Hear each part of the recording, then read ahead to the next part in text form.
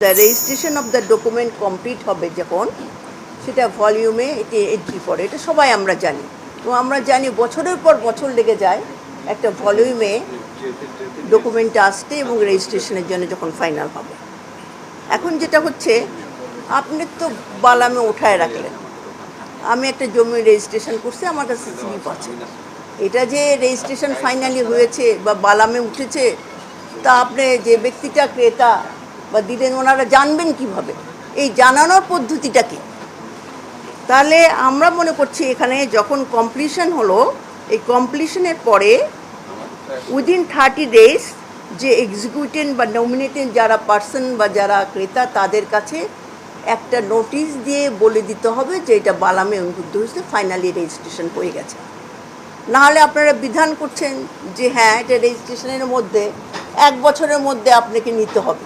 আমি জানলামই না, তাতে আমি 1 বছরের মধ্যে দিতে যাব কী করে? মানে আপনাদের রেগুলার দেখা যাচ্ছে প্রত্যেকের একটা জমি রেজিস্ট্রেশন করে পরে বারবার লোক পাঠাতে হয় প্রতি বছর, উঠছে বালামে না ওঠে নাই, উঠছে বালামে না ওঠে নাই। এটা প্রত্যেকের ব্যক্তিগত অভিজ্ঞতাও নিশ্চয় আছে, এমন কেউ নাই এখানে যারা আছেন এই ধরনের অভিজ্ঞতা নাই। ফলে আপনারা রেজিস্ট্রেশন কমপ্লিশন করলেন, কিন্তু তারপরে অবশ্যই একটা নোটিশের বিধান করতে হবে। এটা আমাদের ল কমিশন থেকে আমাদের এটা দিন, না হলে জানতে পারবেন না। আরেকটা জিনিস হচ্ছে, আপনারা বলছেন যে 1 বছরের মধ্যে এটা তাকে দিতে হবে। এখন ধরেন 1 বছর পার হয়ে গেল, তারপরে যদি কেউ দলিলটা নিতে চায় তাহলে কি আপনারা দিবেন না? উইদিন ওয়ান ইয়ার আপনাকে দিচ্ছেন, 1 ইয়ারের পরে আমি 2 বছর পরে গেলাম, হতে তো পারে, বা আমি বাইরে আছি। এই জিনিসগুলো ক্লিয়ার না থাকলে, ভেগনেস থাকলে, এগুলো নিয়েও পরবর্তীতে বিভিন্ন মানুষ সমস্যায় পড়বে। এই জিনিসটা একটু মাথায় রাখবেন আপনি। আমার মনে হয় যে নোটিশের একটা বিধান করা লাগবে, প্লাস 1 বছরের বেশি যদি হয়ে যায় কেউ দলিল না নেয়, তাহলে তো কিছু কিছু ক্ষেত্রে কতদিনের পরে বোধহয় আপনারা দলিল ধ্বংস করে ফেলেন, সেটার মধ্যে কি হবে? তা তো করা যাবে না। দেখা যাচ্ছে ডিজিটাল রেজিস্ট্রেশনের বিষয়ে বিধি প্রণয়নের একটা কথা বলা হয়েছে। বাস্তব অভিজ্ঞতায় দেখা যাচ্ছে যে বিভিন্ন আইন, যেমন ধরেন শিশু আইন হয়েছে 2013 সালে, এখন পর্যন্ত বিধিমালা প্রণীত হয়নি। দেন দেখেন অর্থঋণ আদালত আইন 2003, এটা এখনও পর্যন্ত বিধিমালা হয়নি। আরও এরকম অনেক অনেক আইনের কথা বলা যাবে যে 10 বছর, 15 বছর, 20 বছর আগে বিধির কথা বলা হয়েছে, কিন্তু বিধিমালা তো হয়নি। তা আপনারা যে এটা আনলেন, বিধিমালা না হওয়ার আগ পর্যন্ত কাজ করবেন কী করে? 1 নাম্বার। আর নাম্বার 2, বিধিমালাও এটা খুব পরীক্ষা নিরীক্ষা করে একটু টাইমলি করা উচিত। আমি যেটা মনে করি, আমরা যে কোনো ল বা যে কোনো অ্যামেন্ডমেন্ট খুব দ্রুত করি, ঠিকমতো রিসার্চ ওয়ার্ক করি না, ঠিকমতো আমরা যারা যারা স্টেক হোল্ডার তাদের অভিমত গ্রহণ করি না।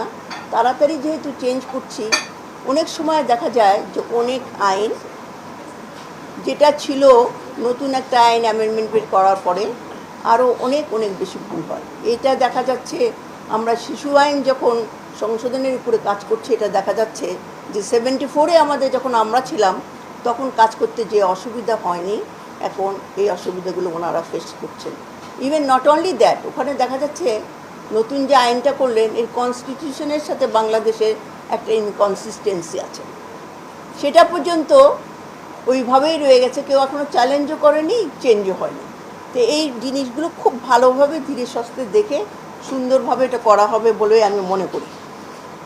আর একটা জিনিস আমার কাছে ক্লিয়ার না, আপনারা 79 ফিস পেয়েবল অন প্রেজেন্টেশন, এটার উপরে আপনি গভর্নমেন্টকে আলাদা একটা পাওয়ার দিতে চাচ্ছেন, service charge duties payable for registration of the document. সেটা কেন চাচ্ছেন আপনারা একটু বলতে পারেন আমাকে? যদি না আমার ভুল হয়ে থাকে, আমার যদি ভুল না হয় কনসেপশনে, তাহলে আমার মনে হয় যে এই যে অ্যামাউন্টগুলো আপনারা কালেকশন হয় রুল করে, তার মাধ্যমে আপনাদের রেজিস্ট্রেশন ডিপার্টমেন্টে কিছুটা টাকা আপনারা রাখতে চান, এই ধরনের কি ইন্টেনশন আছে?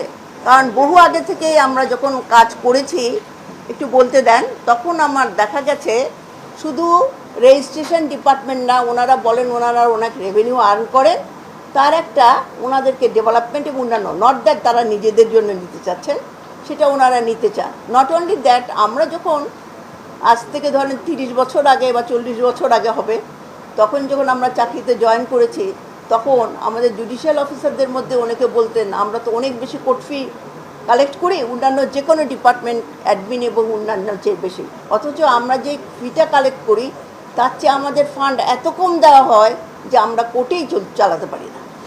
তো এগুলো আছে, কিন্তু এটা কোন উদ্দেশ্য করছেন জানি না। যদি এ ধরনের হয় তাহলে এটা আমি মনে করি ঠিক হবে না। কেন ঠিক হবে না বলি, আমাদের দেশের লোকজন তো সবাই আমরা জানি।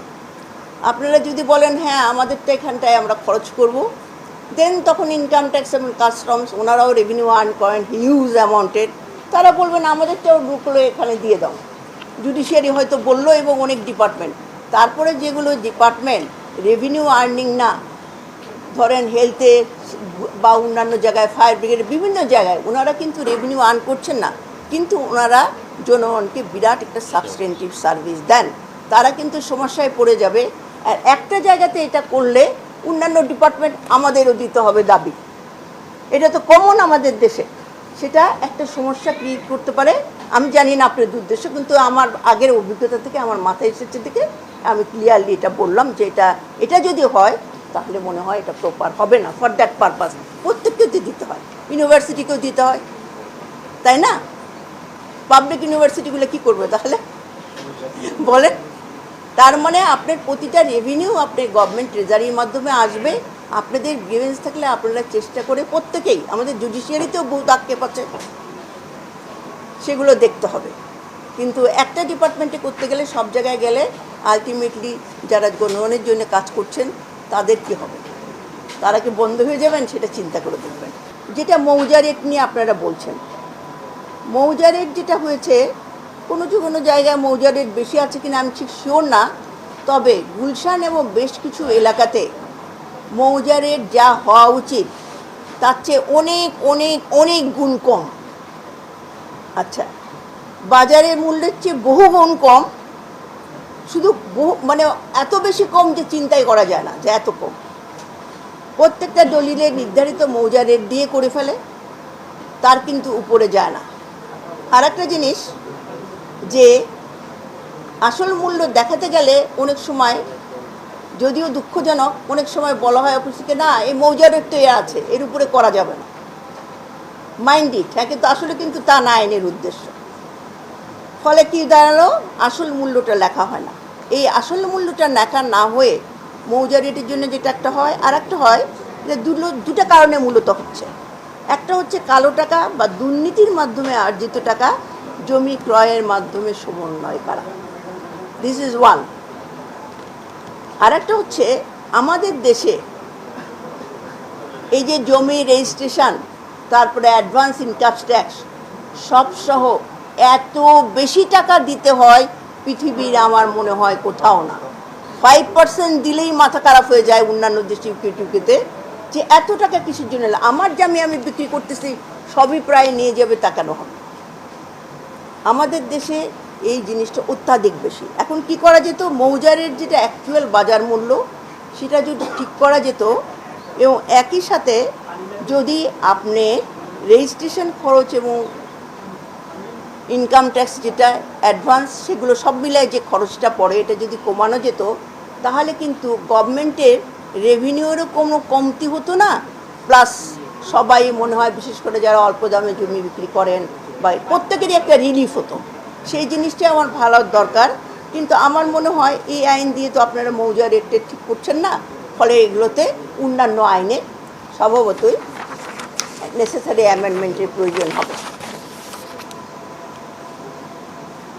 যে জিনিসটা আপনারা বলছেন এটাও আমরা নোট করেছিলাম, সেই বিষয়টা হলো আমাদের দেশে জরিপ অনেক দীর্ঘ বিরতিতে হয়। এই সময়ের মধ্যে অনেক ভূমির প্রকৃতি ও শ্রেণীর পরিবর্তন হয়, যেটা আপনারা বলছেন এটা আমরা অলরেডি নোট করেছিলাম। বাস্তবে জমির শ্রেণী একরকম থাকলেও দলিলে অনেক সময় জমির শ্রেণী ভিন্ন দেখানো হয়। আগে লেখানো আছে, ওটা তো চেঞ্জ হয়নি। দলিলে জমির শ্রেণী প্রতারণামূলকভাবে পরিবর্তন করে কর ফাঁকি দিলে সংশ্লিষ্টদের কর ফাঁকি দিলে যারা দিচ্ছেন